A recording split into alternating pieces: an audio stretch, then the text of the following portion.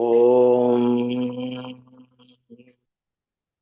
Om Shri Gurubhyo Namaha Harihi Om Om Sahana Vavatu Sahanau Bhunaktu Sahaviryam Karavavahe Tejasvinavadhetamastu ma Vidvishavahai Om Shanti Shanti Shanti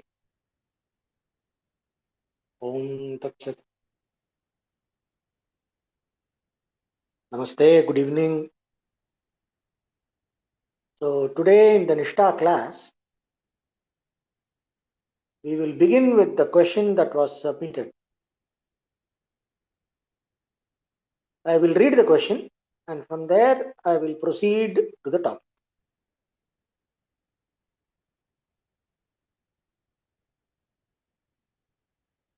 The question is, for astral energy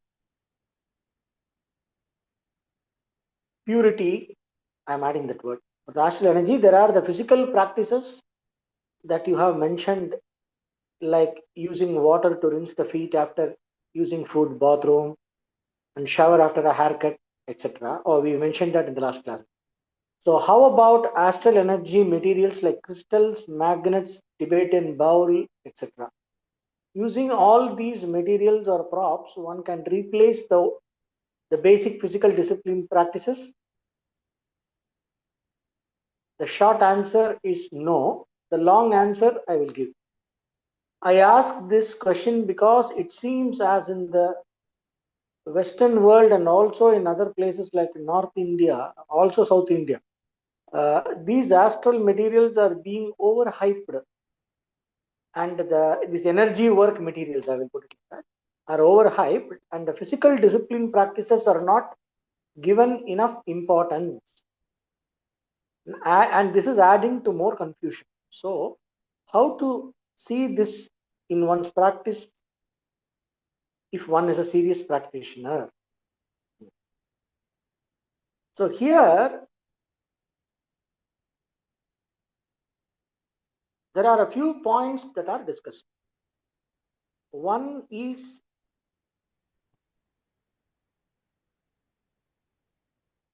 the traditional approach to energetic purity. We discussed this concept while we were discussing Saucham purification, maintaining cleanliness. So maintaining cleanliness from the point of view of increasing sattva. That's where I was comparing the yogic and the dharmic spiritual cleanliness to medical cleanliness. They are two different things. What is medically clean may not be spiritually clean. Sometimes what is okay for spiritually clean may not be sufficient as clean for the medical context. So we should not confuse. That is why this kind of cleanliness and energetic categorization, energy based discipline, I will say, maintaining the good vibes, in our current language, it's called maintaining the good vibes. Okay, at the energy level, and we are maximizing sattva guna, right? For that,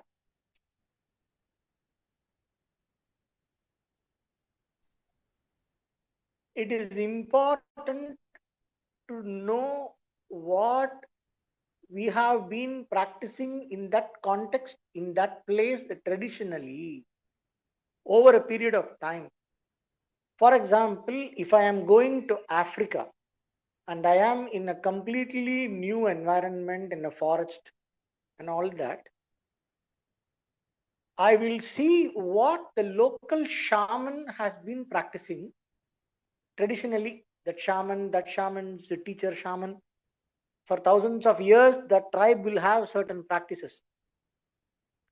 I will see that and see how the basic fundamental principle is applied there. So this is called desha.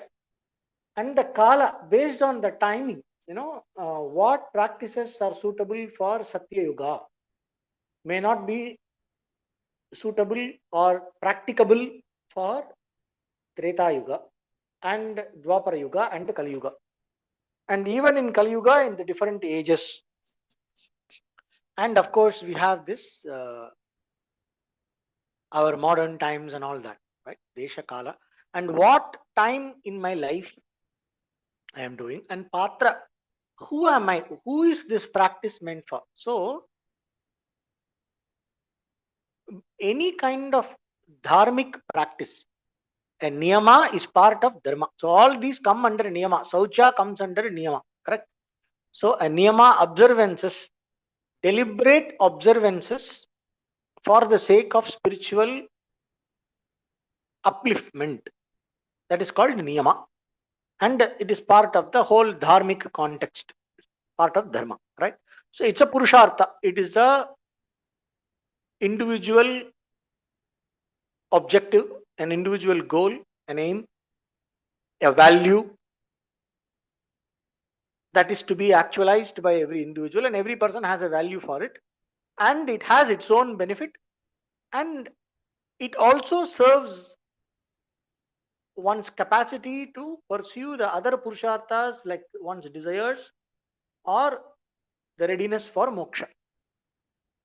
This is dharma, or one's ability to earn wealth, sustain the wealth, prosperity. So dharma is what gives stability to a system.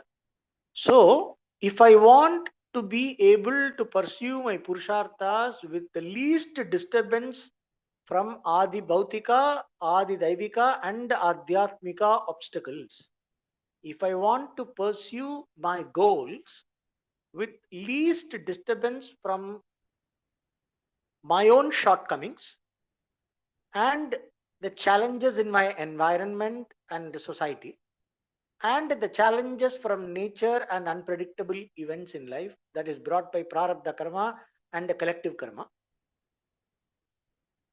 in order to minimize the damage from all these three kinds of obstacles. See, I am using the word minimize. One can never completely avoid problem. It is not possible. In the very nature of life is dukkha. So challenges, problems, and difficult situations are bound to arise no matter how dharmic you are, based on the various periods in which we live and the places we live. Right? So one should never forget the context and the fundamental limitation of life itself, and the fundamental difficulties and challenges and the human nature itself. So we have to embrace all these realities, and from that develop the right perspective for pursuing various dharmic goals. One of that is this energetic discipline, energetic sattva, good vibes. Maintaining the good vibes that help us to pursue our goals, other goals. Okay. Now, Desha Kala Patra. That is the fundamental framework in which we understand what is appropriate for me in a given time for a given purpose. For example, wash the vessel in which you have eaten. It is juta. Juta, HL we say in Tamil. No, the leftover. It has a certain impurity. If I have eaten from a vessel, that vessel has a certain impurity. So we say it should not go into the kitchen. The vessels in which we eat are to be kept separately in a different zone from the vessels in which we cook. Never eat in the vessel in which you cook is one of the rules in Dharma Shastra. So all this is there, right? Now, one way of purifying is with water. All of us know that we have to wash with water. But let us say you are living in a desert. See, Dharma, this is where the Desha comes. The dharmic practices differ from place to place, while the dharmic principles are universal. The energetic principles are universal. But how those energy principles are applied in different places at different times by different people and by the same person in different times for oneself, and by the same person in different places, and by different people in the same place. So all these, the method of application changes, but the principle is one, right? So dharmic principle is one. Now with this, we'll see this washing the vessel, right? If I am in a desert, I don't have water. How am I supposed to clean the vessel? I use the sand from the desert. I have seen in uh, one video, the Rajasthani tribe, they were using the desert sand and washing their vessel, and then they dry in the sun. It takes care because the sand has what is called as bacteriophages and so many other things it absorbs. Hmm. And you will be surprised to know, when we are going for the toilet, when we are urination and defecation, when we are cleaning our bowels, according to the Shastra, you are not supposed to do it on water. So all of us are compromising dharma every day because of this modern life. There is a huge energy difference when you go on mud. I'm not talking about in the open, but it is possible to have a dry toilet. And when you use that, the way it affects energetically, if you are sensitive enough, you can see that it's it has a very deep level difference in the way in which the removal of the waste from our body affects the space around us, and the disturbance it creates, it's very different, and the sense of harmony after that is very different when I use a dry toilet versus a wet toilet, right? When I experienced it for the first time, once, uh, I was amazed at the difference. Then I realized, wow, Dharma Shastra, they know what they're talking. But everybody may not have the sensitivity. So one cannot wait to experience the energy difference firsthand. In order to follow a rule, in order to follow a recommendation, I will put it as a recommendation, I will not call it a rule. In order to follow a recommendation regarding energetic purity and maintaining good vibes, one cannot wait for oneself to get the correct level of psychic sensitivity in which one is able to clearly appreciate it, like how a person with psychic, appreciate it and see it working in order to be able to follow. That may not be possible. Sometimes you will have to follow, and over a period of time that will develop a sensitivity that is required to perceive the subtle difference between following and not following. So that is where Shraddha comes in. So we have discussed this in many occasions. This is also for knowledge and also for this kind of practices. One has to do it with Shraddha. And if one is lucky enough in this life to develop the required sensitivity, one will be able to really perceive the difference. And also they say, like, the value of the shade only when you go in the sun. We might realize, we might take certain rules for granted, and we will know the difference it makes in our psyche and in our subtle body only when we don't follow it for a certain period of time and see how the negativity creeps into the system. Whatever negativity has been kept away by this energetic discipline, once the discipline is down, that energetic negativity starts creeping into our system and starts affecting the way we think, our way of being, how we feel, and all that. And one is sensitive enough and self-observant enough, or one has a mentor or a teacher who is observing and pointing out, one will be able to see how this rule has been helping. Because a lot of things we take for granted, the value of which we will know only when you don't have it. So many of the things are like that. So now here in this question, the person has put, what about these other things like crystals, Tibetan bowls, and all these energy work materials? So I will put it like this: traditional practices versus new age practices. This is one conflict challenge we have. And confusing the practices from various traditions. One person trying to pick up something from here, something from there.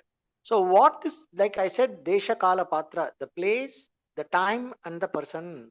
These three are very important factors to consider in following a certain energetic practice. Correct? Right. One is in South India, one may be taking bath 2 times a day, and the Saucham is very different. But when one is a priest in Gangotri, where there is no enough hot water and everything, there is not room heating, so they don't take bath.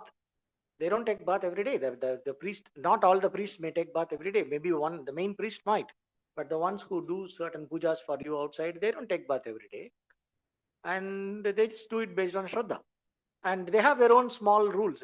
So we have the rules for different conditions. Like we have the generic rule when everything is good, and then we have the compromise level rules when there are challenging situations. Like for example, uh, there is a rule: when one is in one's own home, one should follow 100% dharma. When one is traveling, when one is in somebody else's house, it is enough to follow half of the dharma. And when one is traveling and in a yatra, one can be a Shudra, in the sense one can do the dharmas based on one's comfort. One should give importance to one's comfort and common sense. That's what it means, basically. Uh, so, and one can, one has a disease, for example, one has uh, a fever or something. You cannot take bath early morning in the cold water. You will get more sick. So there, one has to use common sense and see what is the apat kala recommendation. What is the recommendation uh, for such difficult times? There will be some exception. What is the exception from the rule? What is the exceptional version of the rule? So like that, we have to understand. So basically, the whole point, why are we following all this? We need to understand. We are following all this in order to rise above tamas and rajas, ignorance, and the power of habit and ego. We are trying to arise above the grip of these things. Okay, that is the whole point. Now,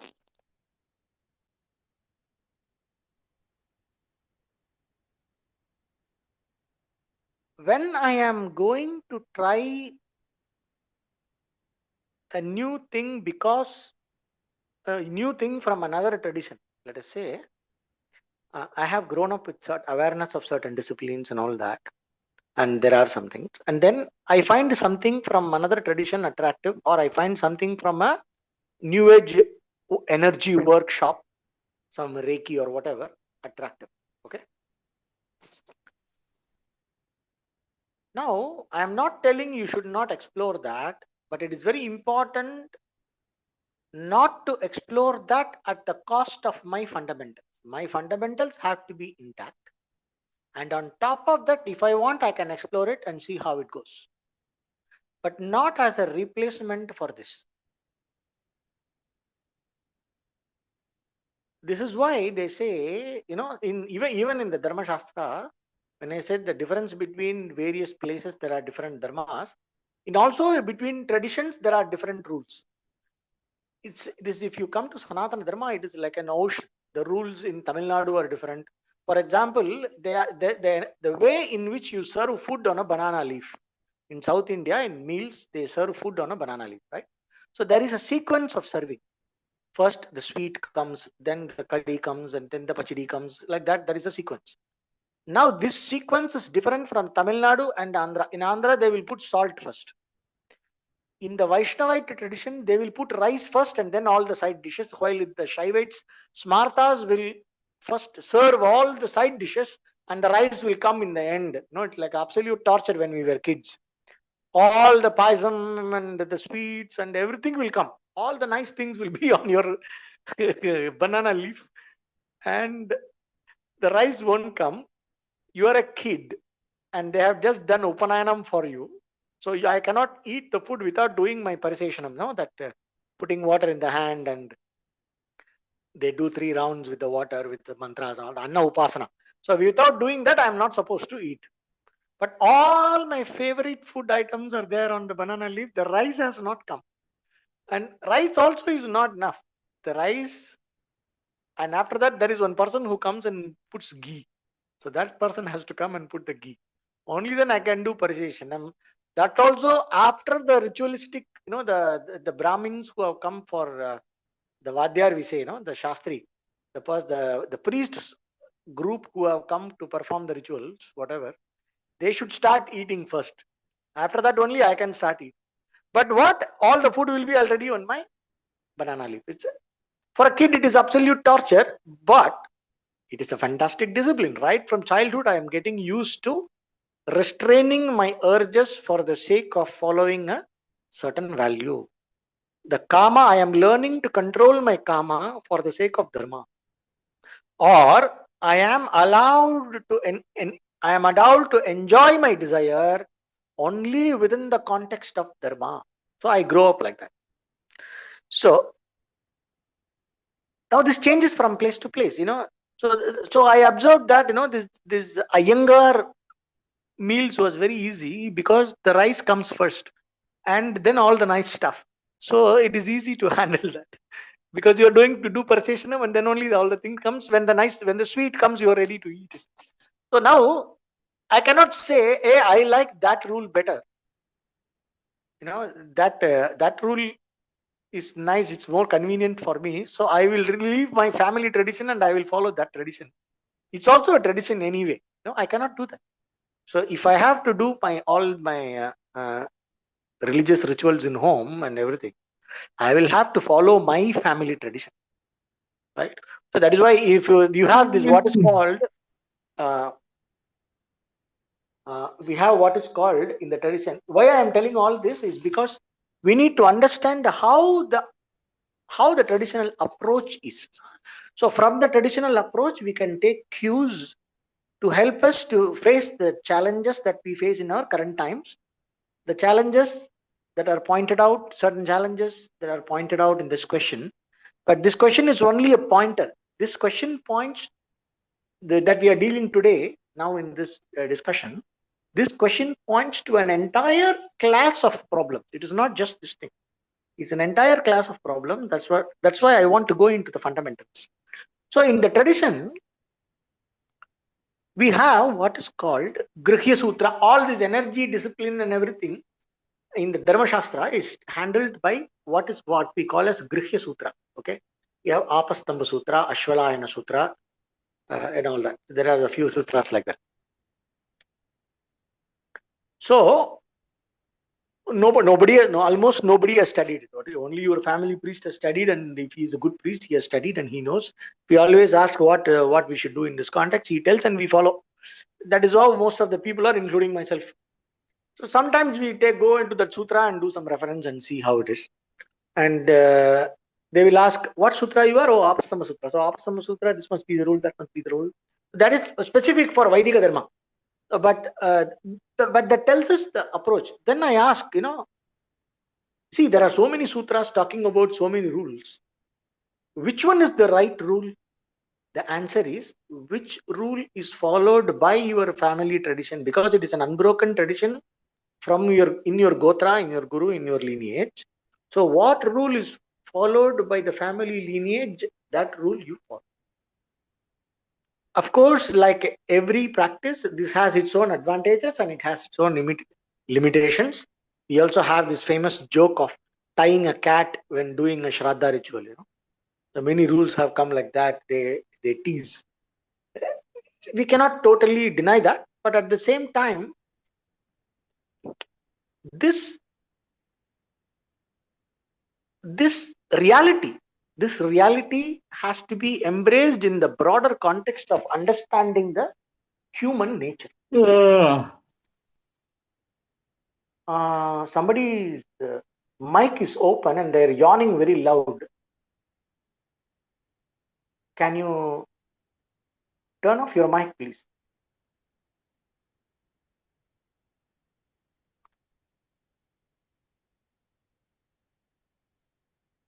Nagaraj Belli Narayana Swami, one person. Please turn off your mic.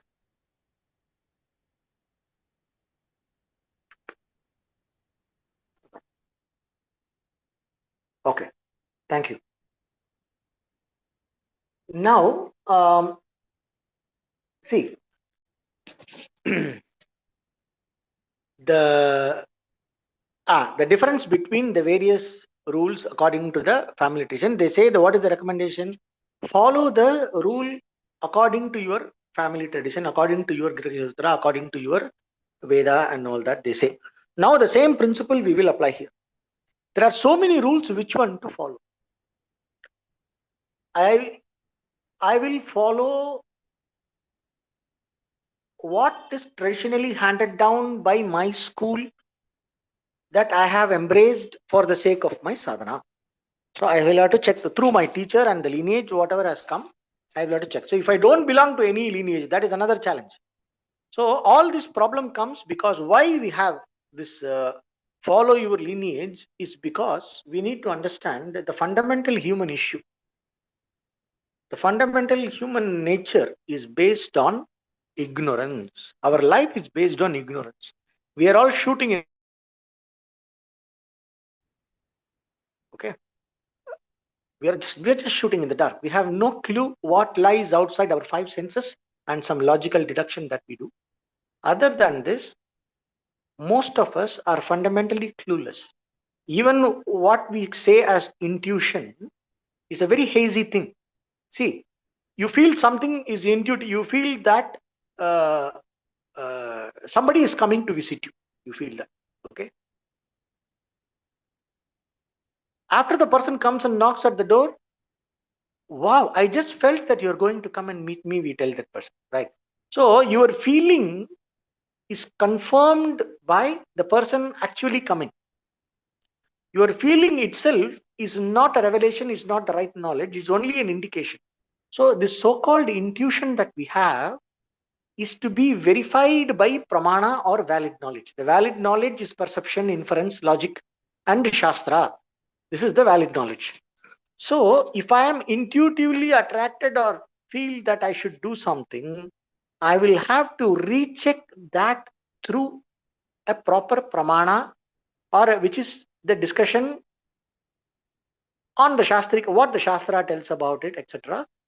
And I have to see how compatible it is with that, with me, and in what context that spiritual practice is practiced from wherever it is being advertised.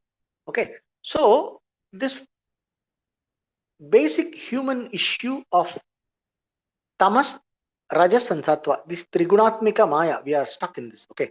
Tamas is ignorance and the inertia that arises from habit. These two things are there. Our access to the right knowledge. If I want to know what to do, right, there is a challenge to the right knowledge.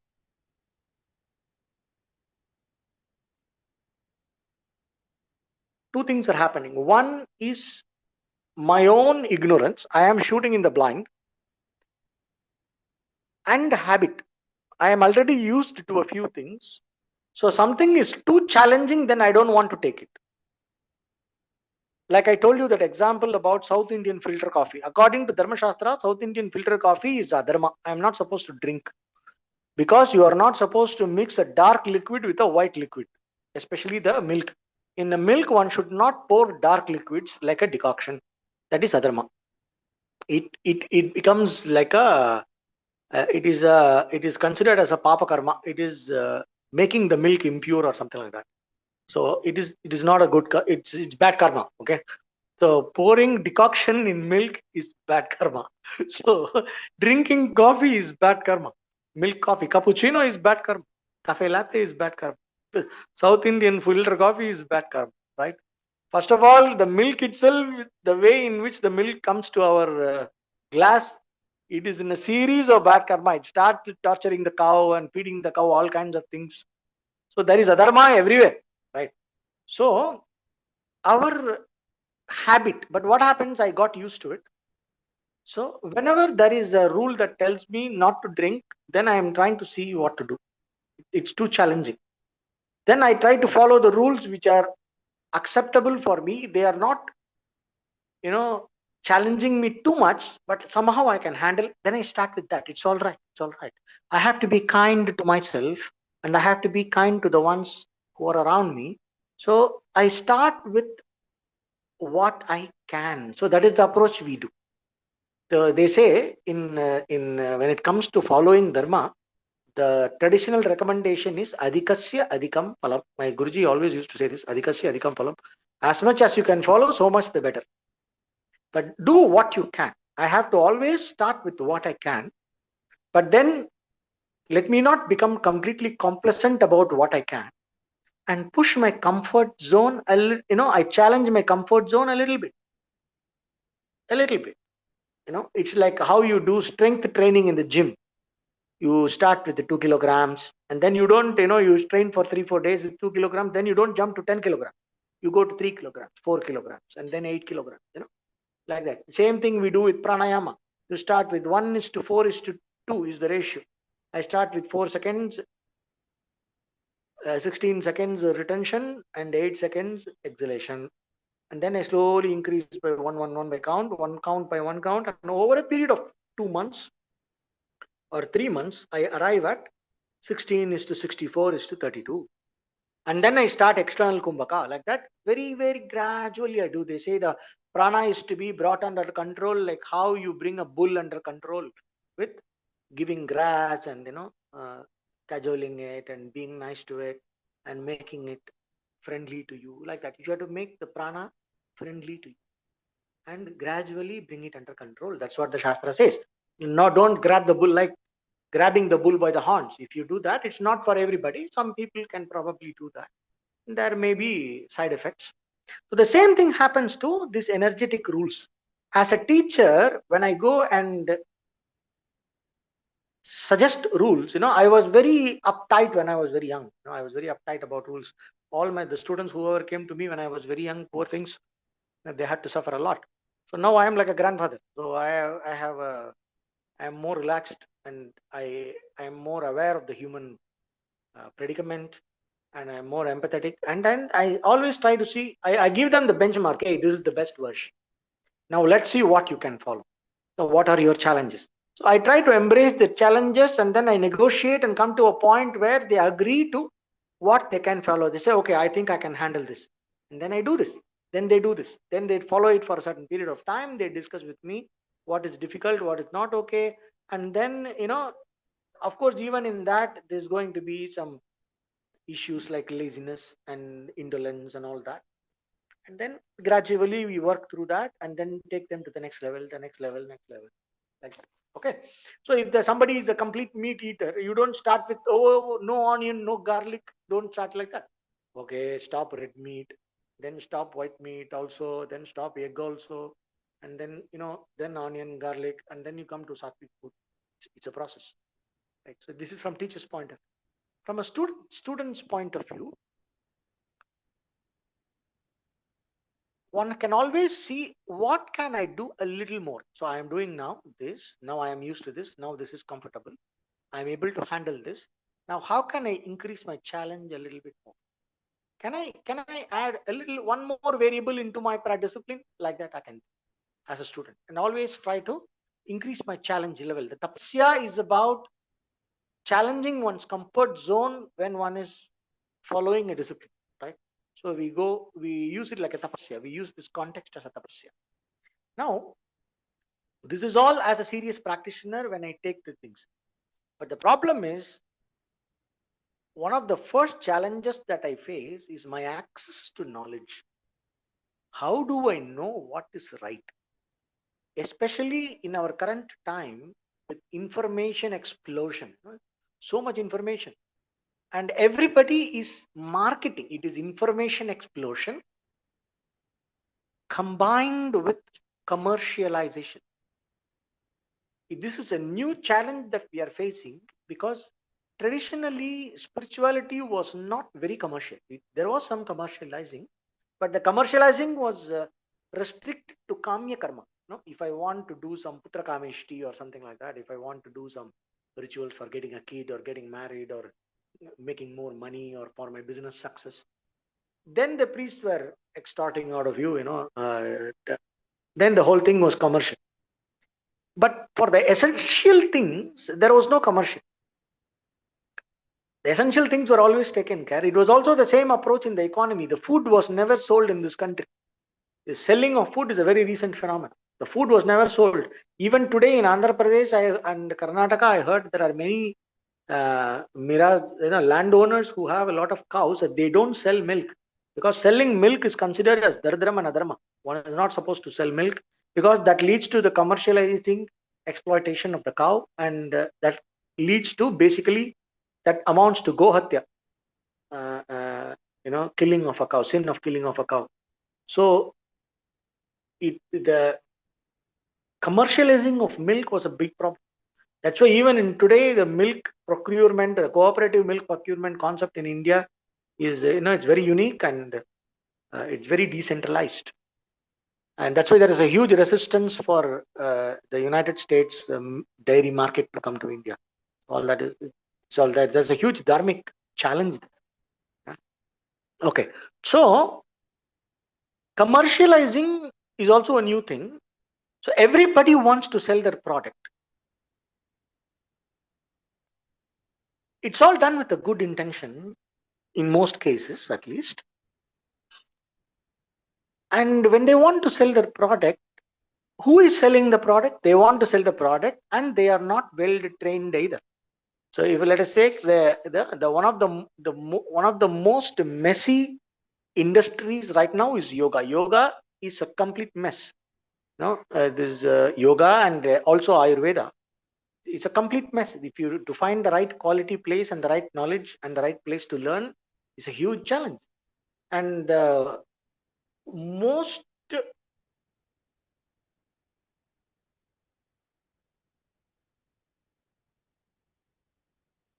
the most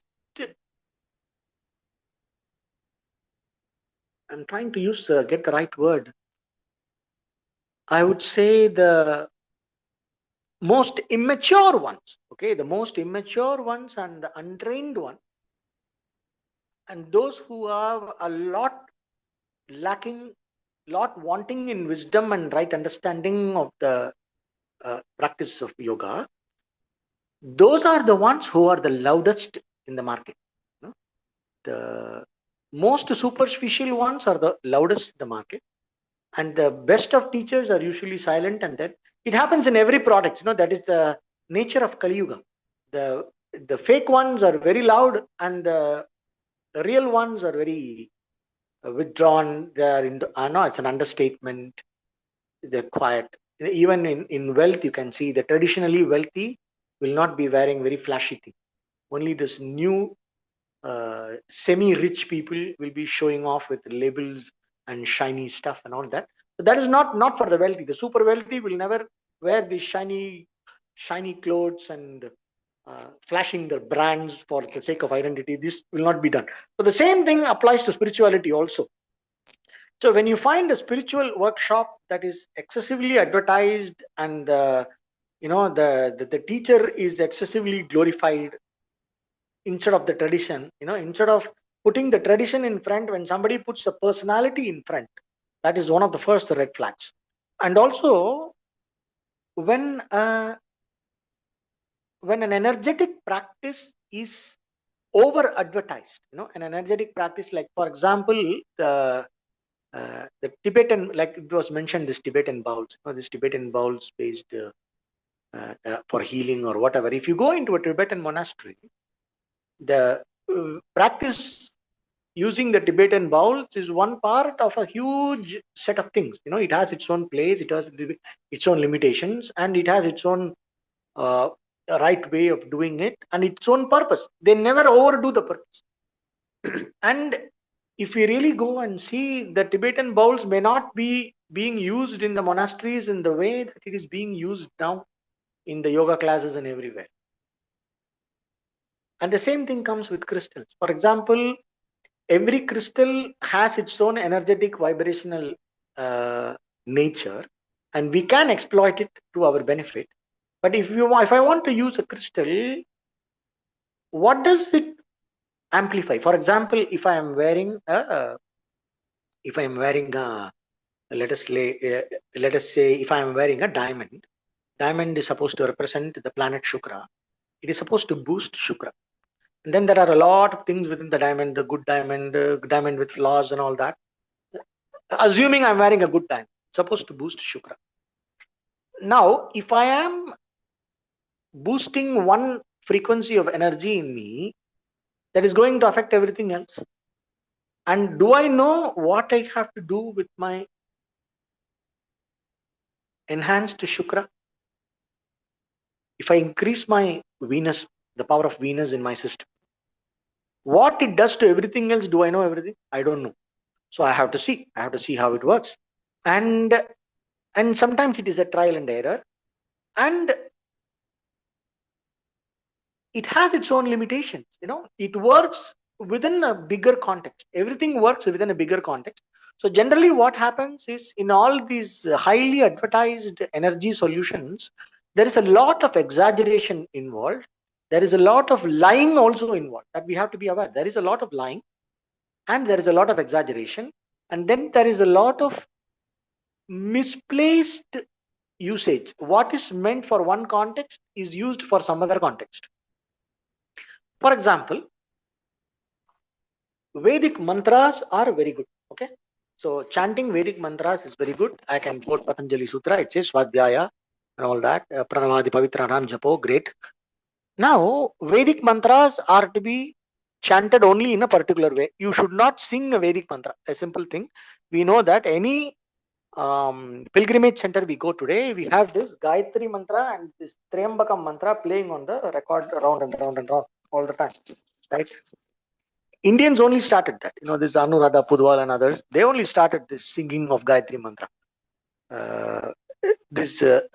It all starts with a good intention, but the problem is, when there is no respect for tradition, when it starts following the comfort zone, that is where this approaching energetic practices based on my comfort zone instead of understanding. So that is one of the main challenges that we have. So what happens? They sing this mantra, and what Mantra Shastra says, if I do not follow the proper intonation and the udat, anudat and the gaps and everything, it amounts to killing the devata of the mantra. That is what Mantra Shastra says. If I chant Gayatri mantra the wrong way, it amounts to killing the that Savitri devata. The one hearing that wrong chanting also incurs the sin of, participates in the sin of killing the devata. Okay, it is a little it sounds like a very desperate, exaggerated statement, but how else to convey that to the tamasic mind that I have? I am so stuck in my habit, so they have to tell in a way that shakes me up.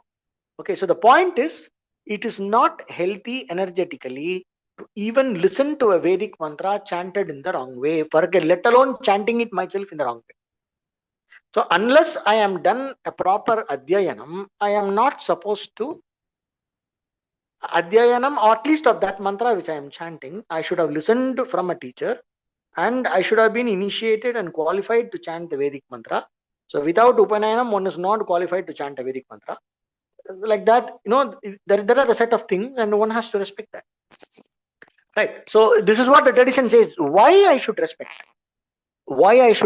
that? Because I am fundamentally shooting in the blind from ignorance. I do not understand the energy world.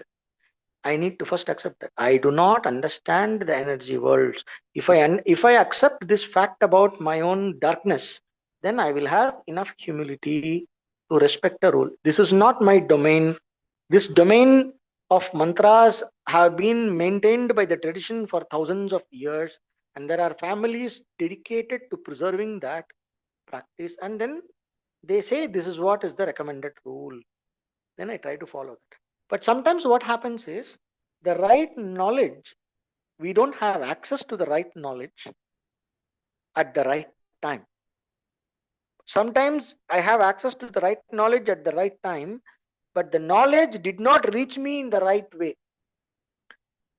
Probably as a child, I got traumatized by one of the very strict uncles or somebody, or my mom or dad in the house, or a priest or somebody in the house, in the family, always, you know, imposed that rule on me in a very unfriendly way, with a lot of punishment and a lot of bitterness. It has caused a lot of bitterness, and I might develop a phobia for that discipline. It especially has happened, especially in the context of women following Saucham during the periods, no, the monthly periods. In the women in the menstruating age, they are expected to follow certain rules in the houses where the ritualistic discipline is in place. And there are a few recommendations that go around the Saucham practices, energetic practices around the menstruation in the culture. But they have been imposed in most families, they have been imposed on the women in a very unfriendly and a traumatic way. And because of that, there is a huge collective resistance among the women of today. And then there is a huge counter narrative and all that, all the politics around it. And then the leftists want to, exploit the fault line in that, and then confuse us even more. All the complication around that we know, and with the Sabarimala issue and whatnot. So we know all the complication around that, right? So the whole approach to that has been highly emotionally charged and egoistically charged, and it's all about women identity. It got hijacked into a completely different angle. Why? Because this is a reaction from the collective trauma experienced by so many women who had the access to that knowledge at the right time, but the knowledge came to them not in the right way. The truth was given to them in a very unfriendly way. That's why we say, in Satya always goes with Ahimsa. So when we are implementing energetic discipline, it is important to implement it with compassion, understand the human nature of the students or whoever needs to follow. And I, as an individual, if I am following, I need to be compassionate to myself. And I also need to be compassionate to my teacher, because my teacher is also a human being, and he might have inculcated that rules and the practices in a certain way when he grew up, and he will try to follow the same method with me. So I have to be compassionate about and empathetic about the human shortcomings, both in me as a teacher or in me as a student, and also in my own teacher, and try to see how I can arrive at the right approach to this practice, and how I can appreciate it in the right context, in the right measure, and connect it to my right purpose. So that is how I would say a serious sadhaka would approach these different energy rules. Try to rise above my habitual compulsions, my emotional comfort zone. I can ask myself, am I attracted to this, or am I repulsive to this because of my emotional comfort or some ego issues, or because I am resisting it because of some unpleasant past experience connected to this? Or if I am following it very eagerly, I am very keen on doing that simply because a certain group I like is following it. So all my buddies are going for Reiki, so I also want to go for Reiki. Now all my yoga buddies are into standing in group, holding the hands and then chanting Om together and Gayatri mantra together. So should I also do that? Why? Because I have a pressure to belong to the group. Now when I go to a yoga camp, one international yoga camp, very funny, they had all kinds of extremely funny practices, when I look from the traditional point of view. And I had to politely walk, stay out and not participate in some things. But I cannot impose my will there. I am nobody there. I'm just a participant who was invited. So I cannot tell them not to do all that unless somebody comes and asks me. So, but I can always stay out. So I have to see. But also, if I had a huge compulsion to belong to the group, No, I am a nobody in a strange country, and I don't know anybody. These are all my friends. I don't want them to feel bad. Like this, like joining a drink party when I am a teetotaler. Like that. Sometimes I want to follow something because everybody's following it. There is a famous guru, and all my neighbors are advertising for that guru, so I am pressurized to go and attend that workshop. So like that we end up. So I have to see what pulls me to it. So I have to understand it, and then I have to put that motivation or demotivation in the right context. Then I have to do a background check of the origin, the tradition, or the origin behind that practice, whatever is the practice that I have to look at the origin, where it comes from, and what was the original context in which it was practiced, and how it is being marketed and pushed and popularized right now, and how it is relevant for my pursuit of my sadhana, given all my fundamentals without costing my. Does it in any way disturb my fundamentals and the practices that I am supposed to follow as recommended by my teacher? Is it in any way challenging to that? And if there is any challenge, how do I accommodate that? And I need to discuss it with my teacher first and see how it goes and how I can accommodate or reject it, and how to do that in a harmonious way possible, where I am the least hurtful for myself and I am not compromising the more important fundamentals for the sake of some superficial fancy. So that would be the right approach. There are so many points in this I wanted to discuss, but I think I already talked too much for more than 50 minutes, so it's enough. Any questions, any specific questions around this, you may ask, and I will try to answer.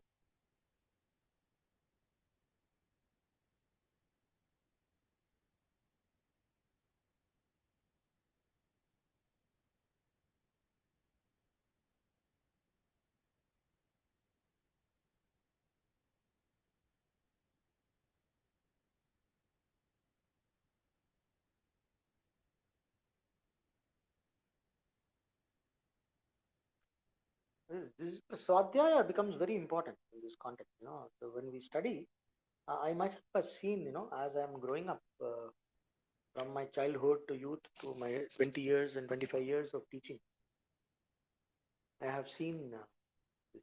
You know, so many things I came to know only later in life. When I was 30 plus, 35 plus, suddenly I see.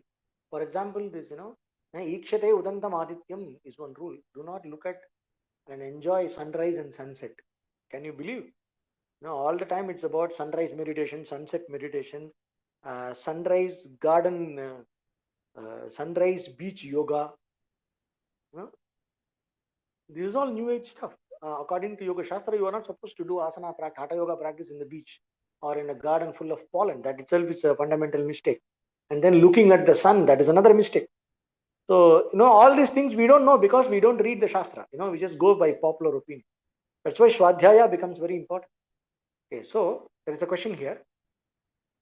The answer is learning or exploring. Oh, he has just paraphrased the answer. Learning or exploring new age energy practices should not be the reason to skip the disciplines or fundamental disciplines. Plus, the place and time has to be understood for one's practice, and one has to discuss with one's teacher, right? And also, one should look at oneself. One should look at one's motivation. Now, there is too much information, and it's very difficult to do research. And the research has also become lazy research because we are asking Chat GPT all the questions. We don't go into the source text. So, what we need to do is very one thing we can cultivate in a very deep way is to be absolutely honest about looking at our own intentions and motivations behind our approach to something. Let us just sit alone and ask ourselves, be at complete honesty with oneself. I can ask myself why I want to do this and why I don't want to do that, why I don't want to do what my teacher says, and why I want to do this thing that is now coming from somewhere. Why am I attracted to this and why am I repelled from this? This introspection is very, very important. One should take some time to introspect one's true motivations in the various things one finds, spiritual practices one finds attracted to or hesitant to follow. Even when the tradition and the guru insists, I am hesitant to follow. Why? Where is my hesitation coming from? And if I am attracted to something new and fancy, why am I attracted to this? And is it me looking for a shortcut, or is it because of my mental laziness to go ahead and study properly, or is it because that is appealing to me somewhere? One has to discuss it with one's teacher, with one's guru bhais, one's sadhaks, one's friends, and think about it. Look at one's motivation, and then arrive at the right motivation.